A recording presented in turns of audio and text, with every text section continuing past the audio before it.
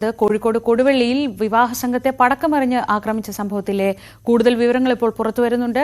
പ്രതികളായ ആട് ഷമീറും സംഘവും മറ്റൊരു കൊട്ടേഷനായി പോകുന്നതിനിടെ വിവാഹ സംഘത്തിന്റെ വാഹനം മൂലം ഗതാഗതക്കുരുക്കിൽപ്പെട്ടു.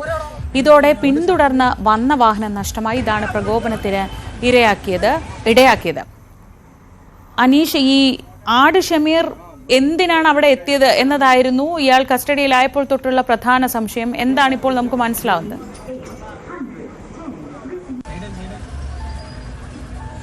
ശ്രീജ, കൊടുവള്ളിയിലെ ഒരു ഓഡിറ്റോറിയത്തിന് സമീപമാണ് ഈ സംഭവം നടക്കുന്നത്. അവിടേക്ക് വിവാഹ സംഘം എത്തുന്നു. ആ വിവാഹ സംഘത്തിലെ ആളുകളെ ഓഡിറ്റോറിയത്തിൽ ഇറക്കിയ ശേഷം വാഹനം പിന്നോട്ട് വരുന്നു. അവിടെ ഒരു പമ്പുണ്ട്. പെട്രോൾ പമ്പിൻ്റെ അടുത്ത് വെച്ച് വാഹനം തിരിച്ച് വീണ്ടും പഴയ ഇടത്തേക്ക് പോകാം എന്ന് കരുതിയാണ് ഈ വിവാഹ പാർട്ടിയുടെ ബസ് എത്തുന്നത്. പക്ഷേ ഈ വാഹനം തിരിക്കുന്ന സമയവുമായി ബന്ധപ്പെട്ട ഒരു ചെറിയ ഗതാഗത തടസ്സം നമുക്കറിയാം. സ്വാഭാവികമായിട്ടും ഒരു ബസ് തിരിക്കുമ്പോൾ അവിടെ ചെറിയ വാഹന തടസ്സമൊക്കെ ഉണ്ടാവും. അത്തരമൊരു തടസ്സം ഉണ്ടായപ്പോഴാണ് ഈ ഷമീർ സംഘവും പ്രകോപിതരായി ഈ വാഹനത്തിൻ്റെ ഡ്രൈവർക്കും ക്ലീനർക്കുമെതിരെ തിരിഞ്ഞതും അവരെ ആക്രമിക്കുകയും ചെയ്ത് വാഹനം മുന്നിൽ വിലങ്ങിയിടുകയും അവരെ ആക്രമിക്കുകയും ചെയ്യുന്ന ഒരു രംഗം നമ്മൾ കണ്ടു. ഒപ്പം ആ പടക്കമെറിഞ്ഞു. ഒരു പടക്കം പൊട്ടി. അത് പെട്രോൾ പമ്പിൻ്റെ അടുത്ത് വെച്ച് ഒരു പടക്കം പൊട്ടി. മറ്റൊരു പടക്കം തെറിച്ച് വീണത് പെട്രോൾ പമ്പിനുള്ളിലേക്കാണ്. പക്ഷേ ഭാഗ്യവശാൽ ആ പടക്കം പൊട്ടാതിരുന്നതിനാൽ വലിയ അപകടം ഒഴിവാകുകയും ചെയ്തിരുന്നു. എന്തായാലും ആ സമയം മുതൽ പോലീസ് ആലോചിക്കുന്നുണ്ട്. കേവലം ഒരു വാഹനം തിരിക്കുന്ന സമയത്തൊരു ഗതാഗത തടസ്സം ഉണ്ടായാൽ പോലും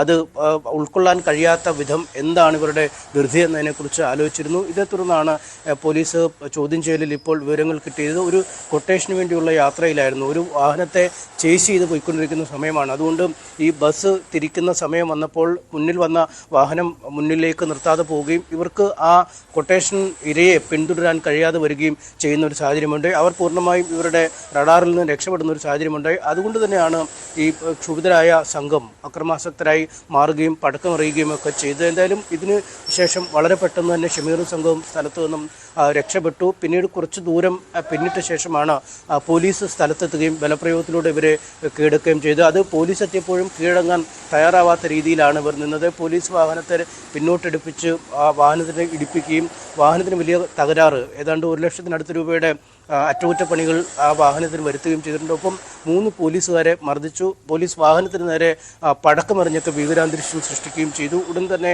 സമീപത്തുള്ള നാട്ടുകാർ സംഘടിക്കുകയും പോലീസുകാരുടെ സഹായത്തിനെത്തുകയും ഇവർ കൂടി ചേർന്നാണ് ഈ പ്രതികളെ പിടികൂടിയത്. വാഹനത്തിനുള്ളിൽ തോക്കും വടിവാളും പടക്കവും ഒക്കെ ഉണ്ട് എന്നാണ് മനസ്സിലാക്കാൻ കഴിയുന്നത്. പക്ഷേ തോക്ക് അതിനു മുമ്പ് മാറ്റിയോ എന്ന ഒരു സംശയമുണ്ട്. വയനാട് സ്വദേശിയായ ഒരാൾക്ക് വേണ്ടിയുള്ള കൊട്ടേഷനായിരുന്നു ഈ സംഘം ഏറ്റെടുത്തതെന്നാണ് മനസ്സിലാക്കാൻ കഴിയുന്നത്. 3 പേരെ, ഷമീർ അടക്കം 3 പേരെ പോലീസ് കസ്റ്റഡിയിലെടുത്തു. ഒരാൾ സ്ഥലത്തു നിന്നും ഓടി രക്ഷപ്പെട്ടു. ഇയാൾക്ക് വേണ്ടിയുള്ള തെരച്ചിൽ നടത്തുകയാണ്. നേരത്തെ ഈ താമരശ്ശേരി കൊടുവള്ളി സ്വദേശിയായ ഒരു വ്യവസായിയെ തട്ടിക്കൊണ്ടുപോയ കേസിലും ഒരു ആളെ വെട്ടി പരിക്കേൽപ്പിച്ച കേസിലും ഒരു കൊലക്കേസിലും അടക്കം നിരവധി കേസുകളിൽ പ്രതിയാണ് ഈ ഷമീറും കൂട്ടാളികളുമൊക്കെ. അതുകൊണ്ട് ഈ നേരത്തെ തന്നെ ഈ കൊടുവള്ളിയിലെ വെട്ടുകേസുമായി ബന്ധപ്പെട്ട് വീണ്ടും അയാളെ തെരഞ്ഞു വന്നതാണോ എന്നടക്കമുള്ള ചില സംശയങ്ങൾ കൂടിയുണ്ട്. എന്തായാലും ഇന്നലെ പരിക്കേറ്റ നിലയിലായിരുന്നു ഈ പ്രതിയും കൂട്ടാളികളെയും പോലീസ് പിടികൂടിയത്. അവരെ രാത്രിയാണ് ആശുപത്രിയിൽ നിന്നും ഡിസ്ചാർജ് ചെയ്ത് പോലീസ് സ്റ്റേഷനിലേക്ക് എത്തിച്ചിരിക്കുന്നത്. അതുകൊണ്ട് വളരെ വിശദമായൊരു ചോദ്യം ചെയ്യൽ വൈകാതെ നടത്തും.